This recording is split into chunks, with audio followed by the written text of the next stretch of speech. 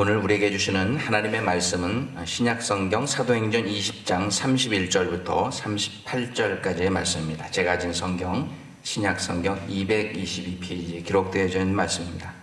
31절부터 38절까지 한 절씩 기도 가지겠습니다. 31절 말씀 제가 먼저 봉독합니다. 그러므로 여러분이 일깨어 내가 3년이나 밤낮 쉬지 않고 눈물로 각 사람을 훈계하던 것을 기억하라. 지금 내가 여러분을 도와 그 은혜 말씀에 부탁하노니 그 말씀이 여러분을 능히 든든히 세우사 거룩하게 하심을 입은 모든 자 가운데 기업이 있게 하시리라. 내가 아무의 은이나 금이나 의복을 탐하지 아니하였고 여러분이 아는 바와 같이 이 손으로 나와 내 동행들이 쓰는 것을 충당하여 범사 여러분에게 모본을 보여준 바와 같이 수고하여 약한 사람들을 돕고 또 주 예수께서 친히 말씀하신 바 주는 것이 받는 것보다 복이 있다 하심을 기억하여야 할지니라. 이 말을 하며 무릎을 꿇고 그 모든 사람들과 함께 기도하니 다 크게 울며 바울의 목을 안고 이불을 맞추고 다시 그 얼굴을 보지 못하리라 한 말로 말미암아 더욱 근심하고 배까지 그를 전송하니라. 아멘. 이것은 하나님의 말씀입니다. 오늘 주신 이 말씀 가지고 마지막 인사라는 제목으로 하나님의 말씀을 함께 나누기 원합니다. 말씀 나누기 전에 영상팀에서 준비한 영상 보고 말씀을 전하도록 하겠습니다. 직후 구조에 나섰던 해경특공대원 한 명이 숨지고 한 명은 실종되었습니다. 뇌사 진단을 받은 10대 소년이 장기 기증으로 생생명을 나누고 떠났습니다.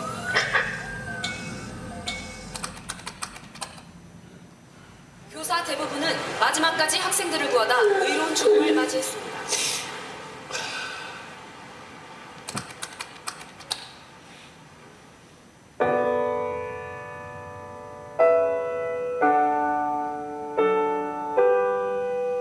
지금이라도 저 문을 열고 우리 다니가 엄마 하고 불러줄 것만 같아요. 세자단하고 얼마나 고통스러웠을까. 이제 흔적도 없잖아요. 흔적도.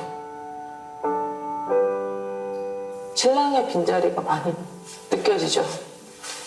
이렇게 또 돼가지고 신랑 생각하면 저는 그냥 아까운 생각, 그게 제일 커요.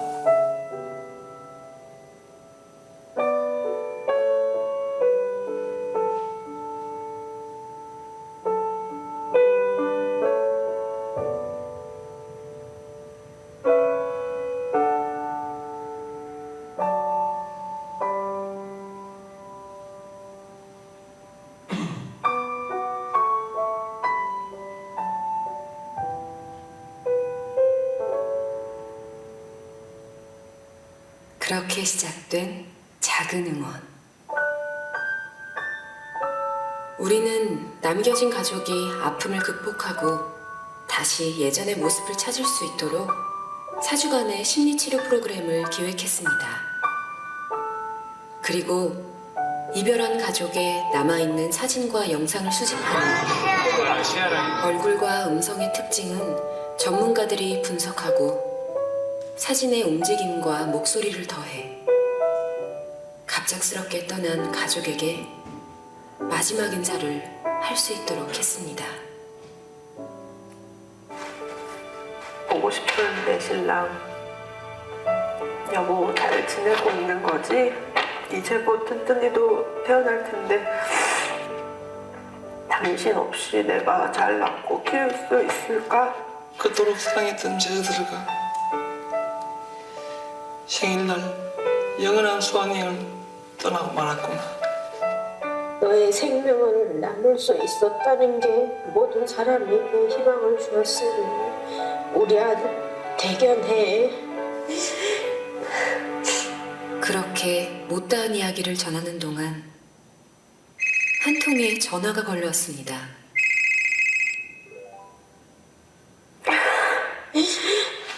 우리 딸. 아빠.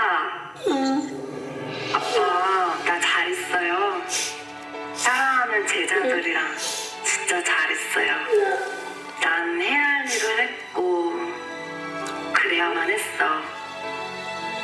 나를 이런 선생님으로 키운 게 우리 아빠잖아. 고마워요, 아빠.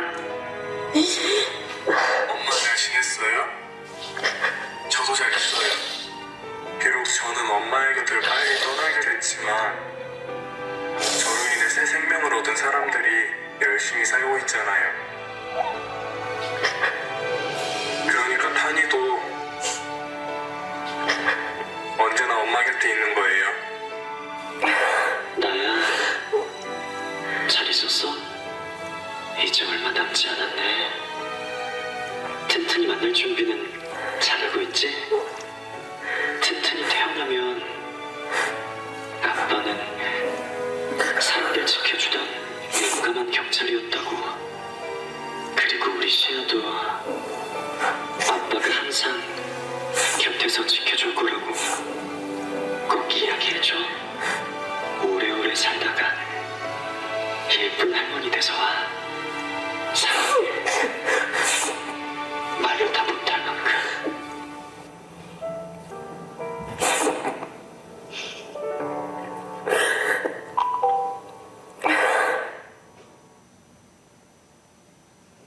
방금 우리 함께 본 동영상은 참으로 우리의 마음을 안타깝게 합니다. 왜냐하면 이 세 사람들의 갑작스러운 죽음으로 인해서 사랑하는 가족들과 마지막 인사도 제대로 나누지 못하고 헤어진 것에 대한 아쉬움 때문에 남겨진 그 유가족들이 이 애도 증후군이라고 하는 정신병에 걸려서 오랫동안 정상적인 그런 생활을 하지 못했기 때문입니다.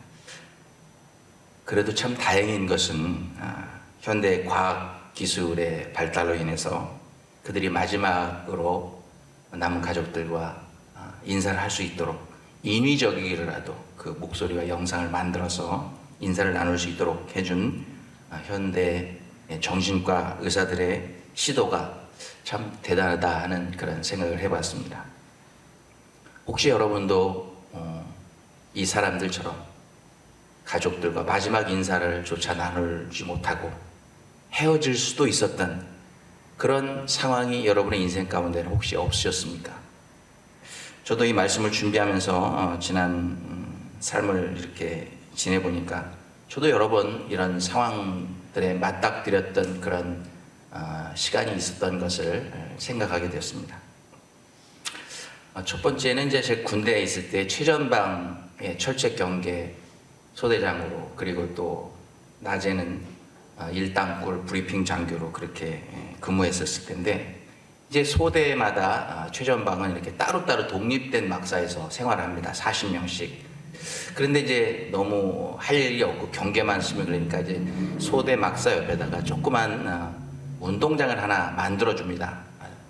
군대에서 불도저가 와서 지뢰지대를 다 밀고 터져도 안 죽는 그 큰 불도저 갖고 와갖고 포크레인 갖고 와서 이렇게 운동장을 만들어줍니다. 우리 여기 본당보다 조금 작게 이렇게 해서 족구를 할 수 있도록, 그렇게 네트 치고 족구할 수 있도록 해주는데, 하루는 족구를 하다가 공을 너무 세게 차가지고 이제 운동장을 넘어서 저 밑으로 이제 굴러 내려가는데, 이게 어디를 넘어갔냐면 지뢰가 묻힌 지뢰 경고 지역을 넘어갔습니다.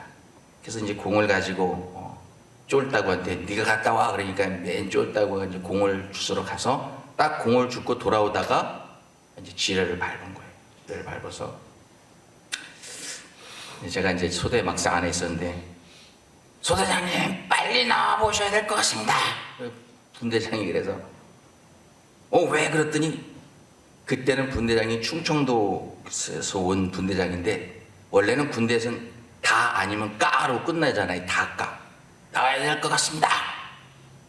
그러고서 왜 그러냐 그랬더니 큰일 나시오. 충청도 사투리가 막 나오는 거예요.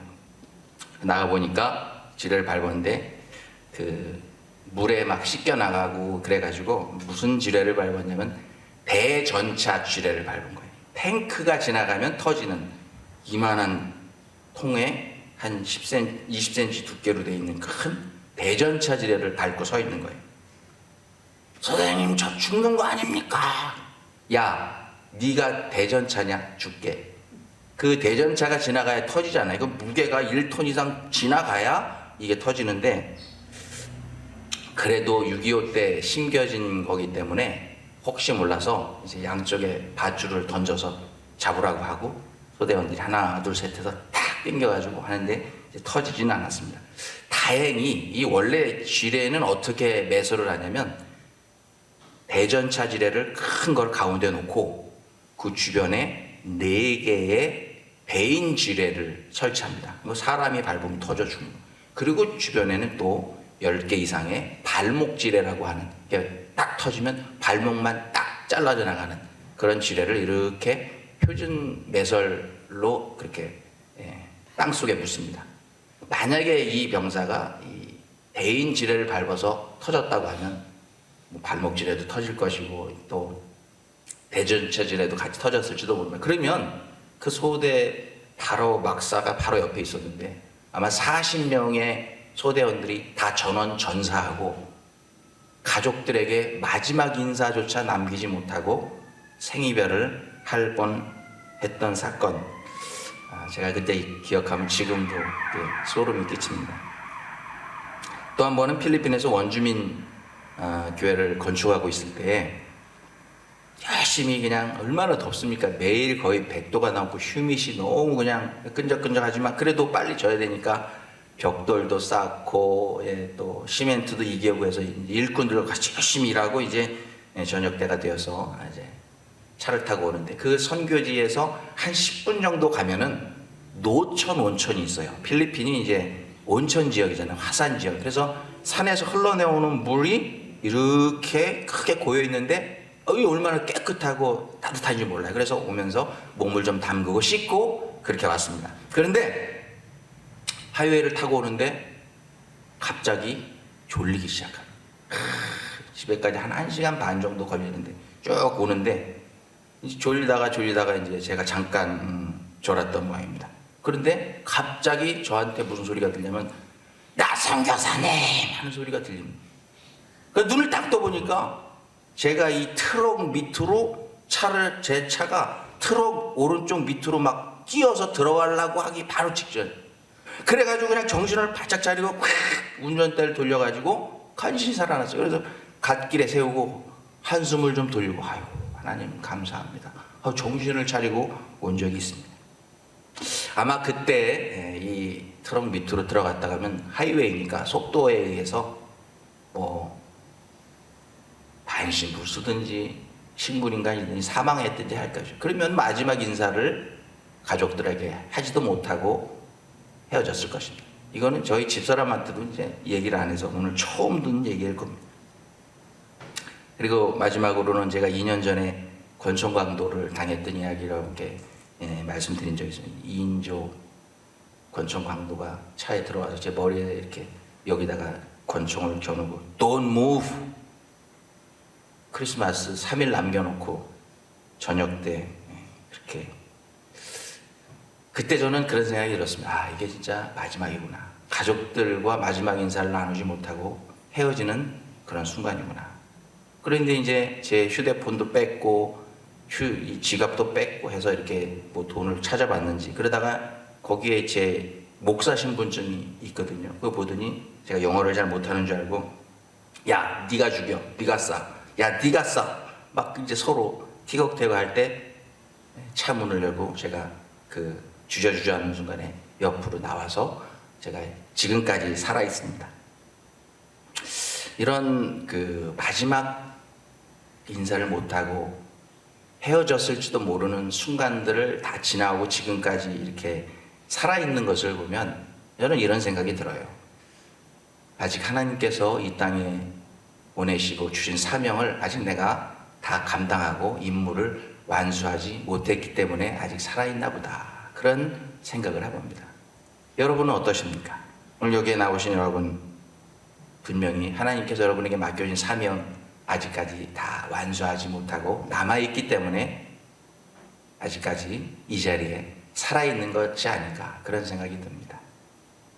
오늘 우리가 함께 읽은 말씀에도 기독교 역사상 가장 위대했던 사역을 감당했던 사도 바울이 예수님의 십자가 복음, 예수님의 부활 복음을 전하다가 성전 모독죄로 또 이단 종파 전파들 그리고 신성 모독죄로 붙들려서 이제 예루살렘에서 붙들려서 로마로 호송되어서 이제 황제 앞에 서서 종교 재판을 받고 단두대에서 목이 잘려서 죽임을 당하는 그런 상황을 성령께서 미리 보여주셔서 다 알고 있음에 불구하고 그 이제 잡히기 전에 예배소 지역을 지나가다가 전에 열과 성을 다해서 개척해서 목회했던 예배소 교회까지는 가지 못하고 거기서 가까운 밀레도라고 하는 곳에서 사람들을 보내서 예배소 교회 장로님들을 좀 여기까지 오라고 해라. 그래서 예배소 장로님들이 와서 밀레도라고 하는 항구에서 마지막 인사를 나누는 장면이 오늘 우리가 함께 읽은 장면입니다. 제가 이 사진을 찾아봤는데 제가 영국의 대형박물관 갔을 때 참 특이한 사진이 걸려 있어서 사진을 찍어왔던 건데 제목이 에베소 장로들을 떠나는 사도 바울입니다. 피에트로 산티 바르톨리라고 하는 화가가 그린 건데 다른 그림들보다 아주 잘 묘사가 되어 있는 것 같습니다. 그러면 왜 에베소의 장로들과 사도 바울이 서로 목을 껴안고 엉엉 울면서 기도했을까요? 그 이유를 오늘 38절에는 이렇게 기록하고 있어요. 다시 그 얼굴을 보지 못하리라 한 말로 말미암아 더욱 근심하고 배에까지 그를 전송하니라. 다시 얼굴을 보지 못한다. 이것은 이 인생 가운데 사도 바울 그리고 우리 에베소 장로님들 이제는 우리가 서로 다시 얼굴을 보지 못할 거예요. 그랬더니 서로 근심하며 또 기도하며 울며 이제 마지막 인사를 나누는 그런 장면입니다. 성경을 보면 이제 이 사도 바울과 같이 사랑하는 사람들과 안타까운 작별 인사를 나누고 눈을 감는 그런 많은 신앙의 선조들의 이야기가 나오지만 대표적으로 모세가 대표적인 인물이라고 할 수 있습니다. 모세가 가나안 땅을 바로 코앞에 두고 여러분 모세가 40년 동안 광야를 거쳐왔잖아요. 40년 동안 이스라엘 백성들을 거느리고 그리고 이제 저기 보이는 요단강만 건너가면 이 느보산에서 보이는 그 요단강만 건너가면 가나안 땅 드디어 젖과 꿀이 흐르는 약속의 땅에 들어가는데 하나님께서 하루는 모세에게 나타나셔서 이렇게 말씀하십니다. 여호와께서 모세에게 이르시되 너는 요단을 건너가지 못하리라 하시매 모세가 여호와의 말씀대로 모압 땅에 있는 골짜기에서 죽어 장사되었고 오늘까지 그의 묻힌 곳을 아는 자가 없느니라. 성경은 모세가 죽은 땅을 그냥 모압 땅 어디라고만 얘기합니다. 더 정확하게 말하면 느보산 산기슭에서 죽었다. 느보산 모압 땅. 지금의 모압 땅은 어느 나라냐면 레바논 땅입니다. 이스라엘하고 경계 지역이 있는. 그러니까 이스라엘 땅에도 묻히지 못했어요. 그리고 어디 있는지도 몰라요. 이제 많은 신학자들은 왜 그 위대했던 선지자 모세의 무덤을 하나님께서는 알리지 못하게 그렇게 하셨을까? 많은 사람들이 이구동성으로 이야기하는 것은 모세의 그 무덤이 어딘지 알면 이스라엘 백성들이 우상 숭배할 것이 분명하니까 하나님께서 모르게 하셨을 것이다. 그게 이제 대세적인 그런 이유입니다. 모세는 이렇게 죽는 것이 하나님의 뜻이구나 하고 그 뜻을 받아들이고 곧 이스라엘 백성들에게 마지막 작별 설교 겸 작별 인사를 하고 죽습니다. 7절에 보면 모세가 죽을 때 나이 120세였으나 그의 눈이 흐리지 아니하였고 기력이 쇠하지 아니하였더라. 죽을 때 건강의 문제로 질병의 문제로 뭐 힘이 없어서 눈이 안 보여서 그렇게 모세가 죽지 않았다는 것입니다. 멀쩡해서. 그러니까 여기서 우리가 깨달아야 할 영적인 그 교훈이 뭐냐면 우리가 이 세상에 살다가 이제 죽음을 맞이할 때 이 죽음이라고 하는 것은 건강상의 이유 때문에 죽음이 찾아온다. 건강의 유무 때문이 아니라 하나님께서 이 땅에 보내신 사명을 다 완수했을 때 하나님은 우리를 데려가신다는 것입니다. 그러한 자세로 우리가 이 삶을 임할 때 우리는 더욱더 적극적으로 하나님께서 주신 사명을 감당할 수 있는 것입니다. 그러면 그런 모세의 마지막 인사는 성경에 뭐라고 나와 있습니까? 내가 오늘 너희에게 증언한 모든 말을 너희의 마음에 두고 너희의 자녀에게 명령하여 이 율법의 모든 말씀을 지켜 행하게 하라. 이는 너희에게 생명이니 그리하면 너희가 요단을 건너가 차지할 그 땅에서 너희의 날이 장구하리라. 장구하리라. 모세의 마지막 인사는 뭐냐면 이스라엘 백성들이요 하나님의 말씀을 잘 지키고 따르십시오. 그러면 여러분이 들어가서 살 가나안 땅에서 복된 삶을 장구하게 오랫동안 복을 누리며 살 것입니다. 안녕히 계십시오. 그리고 눈을 감았다는 것입니다. 한마디로 복된 죽음이죠. 복된 죽음. 오늘 본문에 나오는 사도 바울의 그런 마지막 인사도 모세의 마지막 인사와 거의 비슷합니다. 마지막 설교를 하고 그리고 마지막 작별 인사를 하고 떠납니다. 예루살렘에 가서 붙들려서 이제 로마로 호송되어서 가면 이제 다시는 에베소 성도들을 볼 수 없는데 에베소 성도들은 볼 수 없으니까 장로님들만 불러서 대표로 그렇게 얼굴을 본 것이죠. 거기서 만나서 서로 목을 껴안고 울며 서로 기도해주고 전송합니다. 그런데 여기서 바울이 서로 목을 껴안고 흘렸던 그 눈물의 의미를 우리는 주목해야 됩니다. 마지막 인사 가운데 흘렸던 그 눈물. 바울이 언제 울었다고 오늘 말씀에 기록하고 있습니다. 이 말을 한 후에, 그러면 무슨 말이냐? 35절의 말을 한 후에, 이 말을 한 후에 울었습니다. 범사에 여러분에게 모본을 보여준 바와 같이 수고하여 약한 사람들을 돕고 또 주 예수께서 친히 말씀하신 바 주는 것이 받는 것보다 복이 있다 하심을 기억해야 할지니라. 이게 작별 설교의 마지막 문단. 이걸 하고 서로 목을 껴안고 울었다고 하는 것입니다. 이 눈물의 의미는 뭐냐면 사도 바울이 에베소 교회를 섬길 때 낮에는 텐트 메이커로, 지금으로 말하면 집 짓는 일이지요.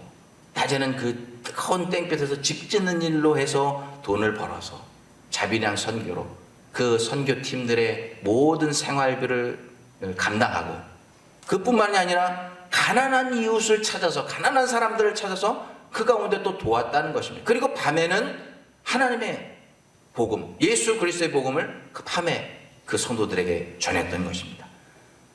예배소 장로님들, 제가 여러분에게 보였던 그 본을 여러분도 지금 잘 따라서 하고 계신데 앞으로도 이 모습을 본받아서 여러분도 그렇게 하시길 바랍니다 하고 부탁의 말씀이 담긴 간절한 눈물이었던 것을 알 수 있습니다. 또 한 가지 이 눈물 가운데 들어있던 것은 뭐냐?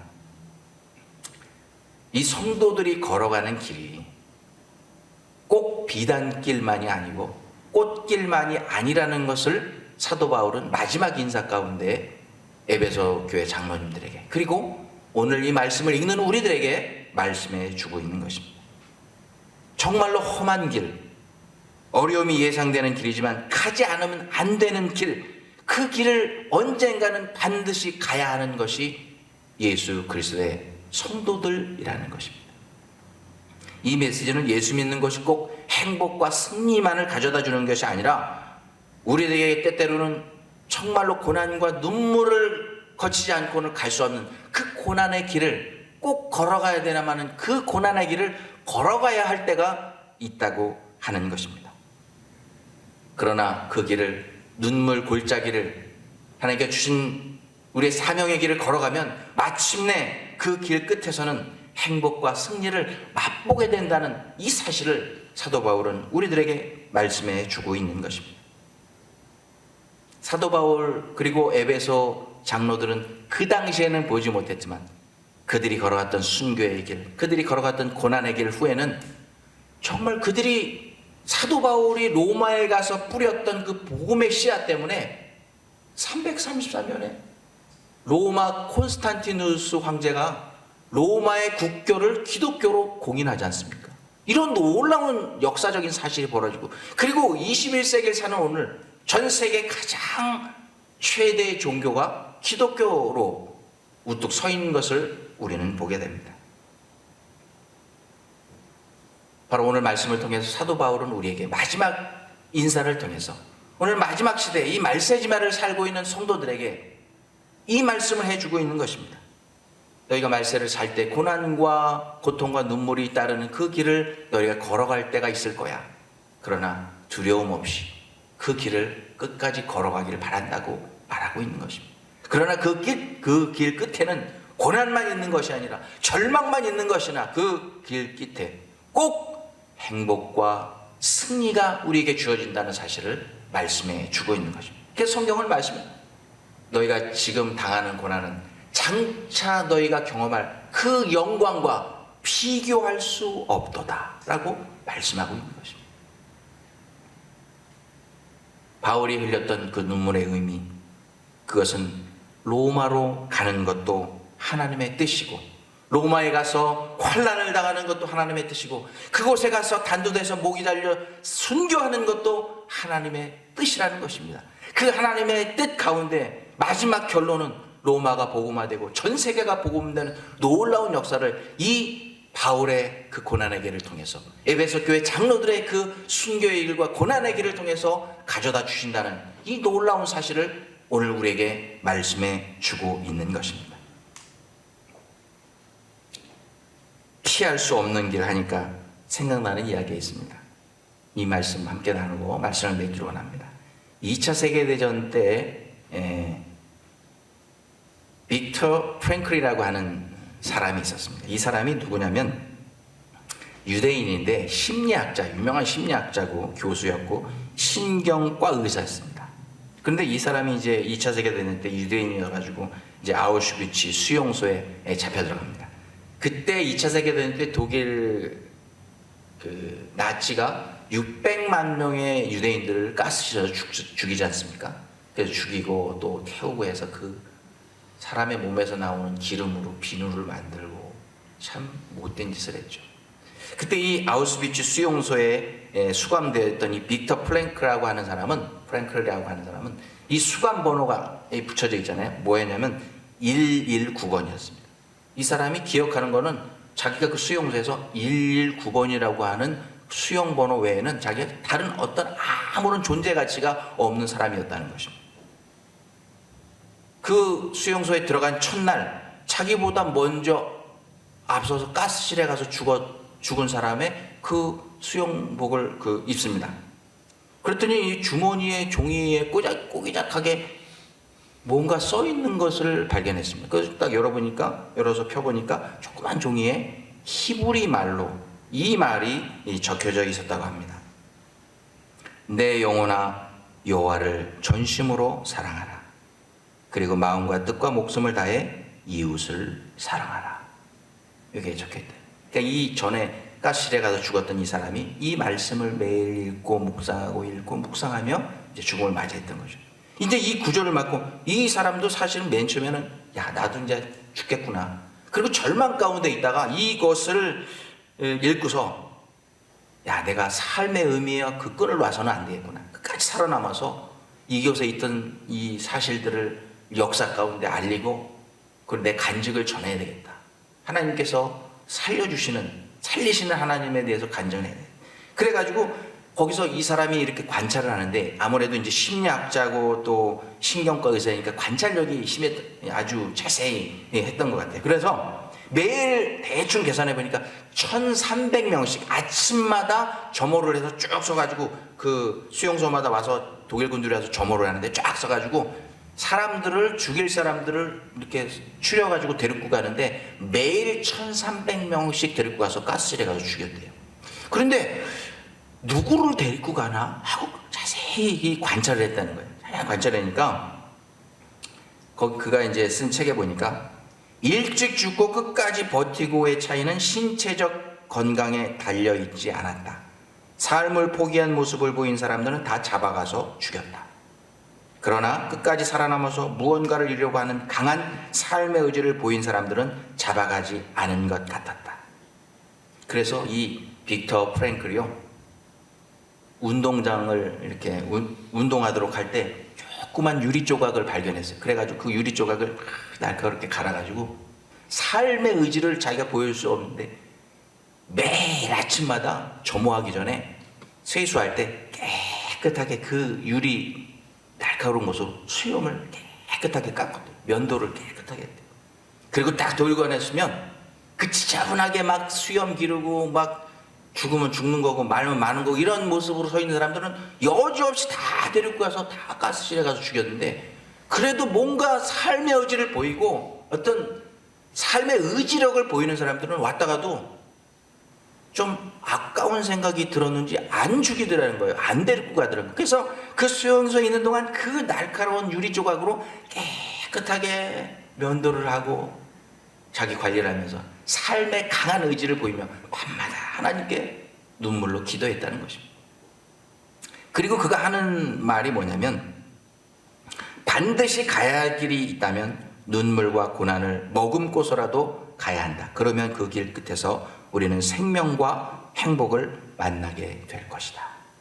살아남아서 이제 책을 냈는데, 제가 이 말씀을 드리냐, 우리가 예수 그리스도의 제자로 그리스도인으로 이 세상을 살 때 우리가 행복과 승리와 기쁨만 있는 것이 아닙니다. 우리 살다 보면 마지막 인사를 나누어야 되는 그런 순간이 우리에게 옵니다. 사고를 통해서든지 질병을 통해서든지 또 수명이 다해서든지 그 순간이 우리에게 다가오면 우리가 또 이 신앙을 지키다 보면은 그 고난을 걸어가야 되는 그런 고난의 길이 반드시 우리에게 다가옵니다. 그럴 때 그 길을 반드시 걸어가야 될, 그리스도인이 걸어가야 될 길이라고 하면 고난과 눈물을 머금고서라도 그 길을 끝까지 걸어가라는 것입니다.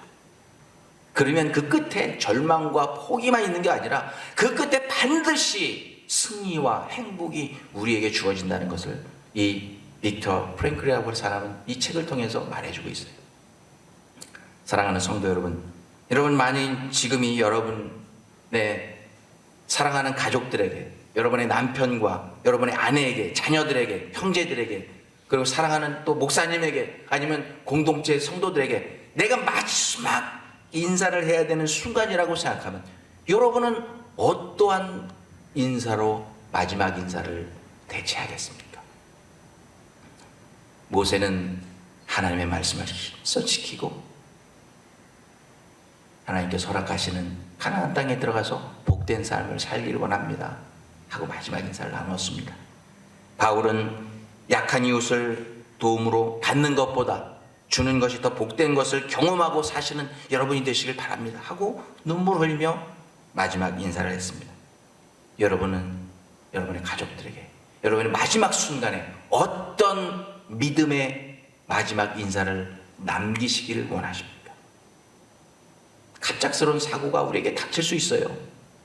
미리 여러분의 기도하면서 여러분의 자녀들에게 남길 마지막 인사, 남편에게 남길 마지막 인사, 아내에게 남길 마지막 인사, 이런 것들을 미리 준비해 놓아야 합니다. 영상으로 준비해 놓으시더라고요. 준비해 놓으세요. 그러나 무엇보다 중요한 것은 우리의 마지막 인사를 듣고 이 마지막 인사를 읽거나 보는 사람들이 더 큰 하늘의 소망을 가질 수 있는 그런 인사를 남겨야 돼요. 그 인사를 통해서 믿음에서 떠났던 자들이, 가족이 돌아오는 역사가 있어야 돼요. 그 마지막 인사를 통해서 하나님의 크신 은혜를 체험할 수 있는 그런 인사를 우리가 할 수 있어야 할 줄 믿습니다. 사랑하는 공동체 성도 여러분, 더 큰 하늘의 소망을 가질 수 있는 그런 인사를 남겨야 돼요.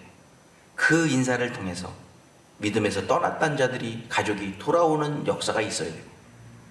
그 마지막 인사를 통해서 하나님의 크신 은혜를, 하나님의 크신 은혜와 축복을 체험할 수 있는 그런 마지막 인사를 남기시는 여러분의 복된 신앙의 삶이 되시기를 주님의 이름으로 축원합니다.